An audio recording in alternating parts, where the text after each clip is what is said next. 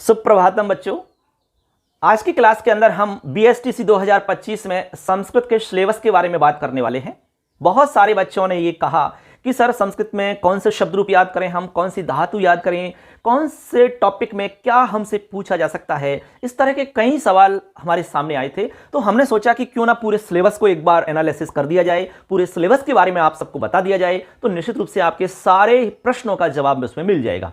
तो आज की क्लास में पूरा सिलेबस डिस्कस किया जाएगा, पूरे सिलेबस के टॉपिक को मैं बताऊंगा, इसलिए वीडियो से जुड़ जाइए, चैनल को सब्सक्राइब कर लीजिए, अपने दोस्तों को शेयर कर दीजिए। चलिए क्लास को शुरू कर लेते हैं बच्चों। आज हम बात कर रहे हैं BSTC 2025 में स्पेशली संस्कृत के सिलेबस की बात कर रहे हैं बच्चों।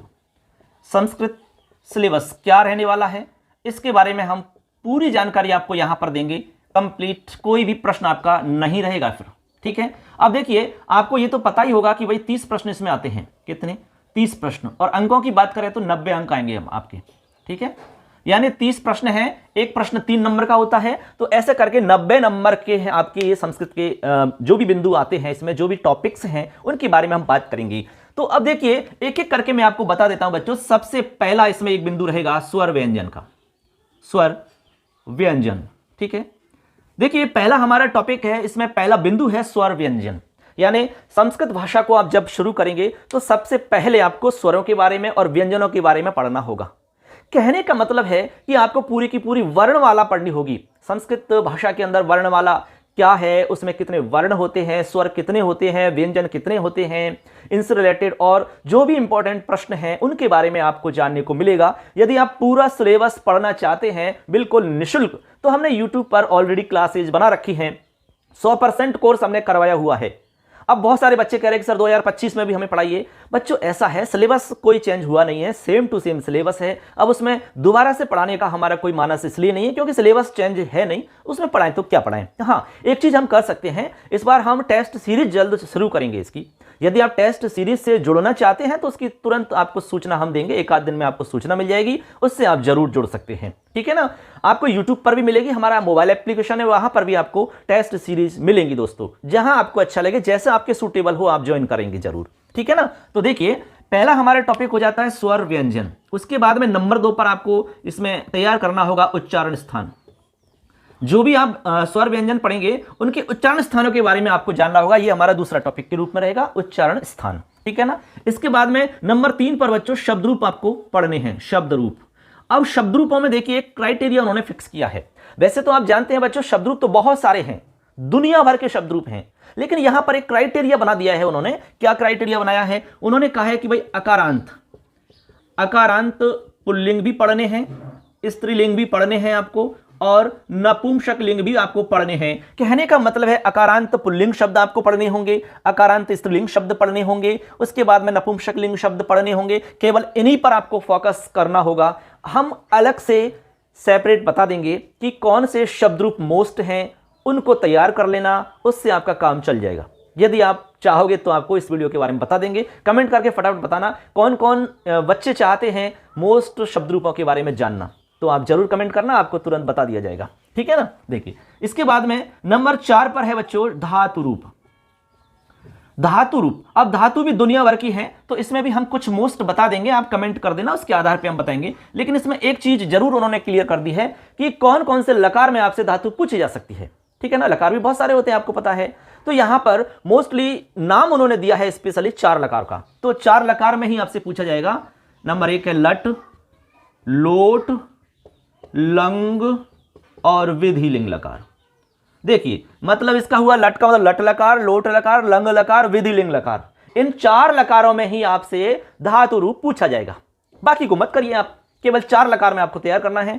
लेकिन धातु कौन सी करनी है, कमेंट में बताना। यदि आप जानना चाहते हैं कि मोस्ट धातु कौन कौन सी हैं, कितनी धातु को हम तैयार करें जिससे कि हमारा काम चल जाएगा, तो आप जरूर बताना, मैं आपको अगली क्लास में निश्चित रूप से बता दूंगा, ठीक है ना। देखिए, इसके बाद में हमारा 5 नंबर पर रहेगा उपसर्ग। उपसर्ग, संस्कृत में बच्चों 22 उपसर्ग होते हैं। कितने? 22। अब 22 उपसर्गों से रिलेटेड किस तरह के प्रश्न आते हैं हमने पढ़ा रखा है सब कुछ। यूट्यूब पर सारी क्लासेज हैं हमारी, अलग से हमने प्लेलिस्ट बना रखी है BSTC के नाम से, उसको आप खोलिए, उसमें सारी क्लास आपको बिल्कुल सीरियल से मिलेंगी। क्रम से आपको क्लासेज मिलेंगी, आराम से देखिए। बहुत सारे बच्चों ने हमारी क्लासेज देख करके बहुत अच्छे अंक प्राप्त किए हैं और बीएसटीसी में अपना नंबर पक्का किया है और अभी इस समय वर्तमान में बीएसटीसी करते हैं वो, ठीक है ना। तो आप भी निश्चित रूप से इससे लाभान्वित हो सकते हैं। आप भी जुड़िए और अच्छे अंक के साथ में अपनी एक सीट पक्की करिए, ठीक है। इसके बाद में अगला टॉपिक देखिए, मैं यहां पर नोट कर देता हूं। इसमें 5 टॉपिक होगा, 6 टॉपिक मैं यहीं पर लिख देता हूं 6वें नंबर का। इसमें एक होता है हमारा प्रत्यय।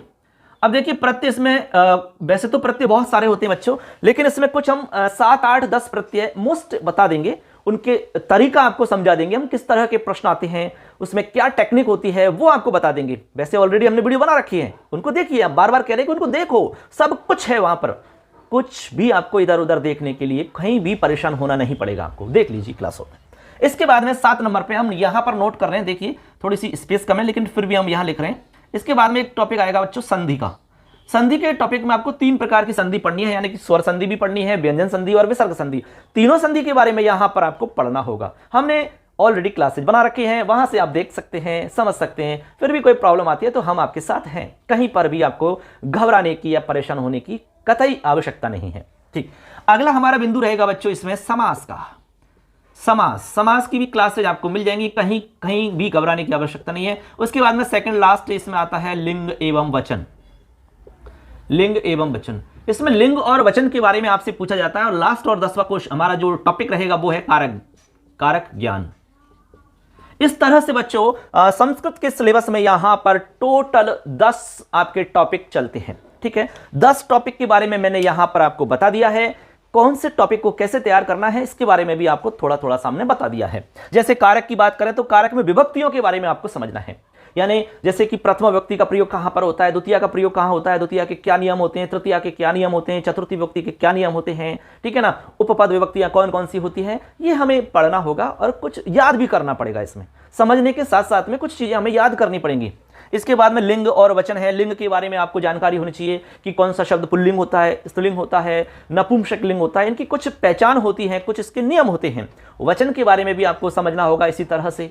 इसके बाद में समास है, तो समास के बारे में आपको समझना है, समास की क्या पहचान है, कितने प्रकार के समास होते हैं, प्रत्येक समास में क्या विशेषताएं होती है, उनके बारे में आपको समझना है। हमने वीडियोज में पहले से ही सब कुछ क्लियर कर रखा है, कहीं पर भी आपको परेशान होने की, भटकने की बिल्कुल आवश्यकता नहीं है, ठीक है ना। वो आप देखिए और गारंटी से आपको समझ में आएगा। नहीं समझ में आता तो हम आपके साथ हैं, जुड़े हुए हैं, आपसे लगातार संपर्क में रहेंगे। आप कमेंट करके हमसे आप सवाल करिए, आपके हर प्रश्न का जवाब देने का हम पूरा प्रयास करेंगे बच्चों।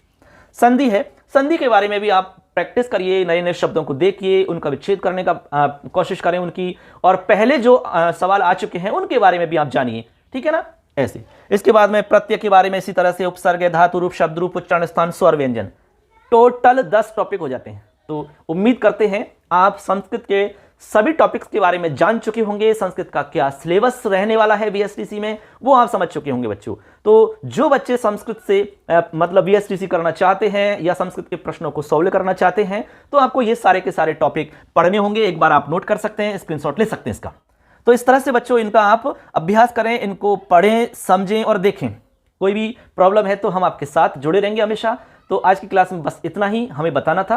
अगली क्लास में एक नए टॉपिक के साथ में फिर उपस्थित होंगे। लास्ट में कहना चाहेंगे कि यदि वीडियो अच्छा लगता है तो लाइक जरूर किया करें और चैनल को सब्सक्राइब करना ना भूलें। अगली क्लास में फिर मिलेंगे। जय तु भारतम, जय तु संस्कृतम। धन्यवाद।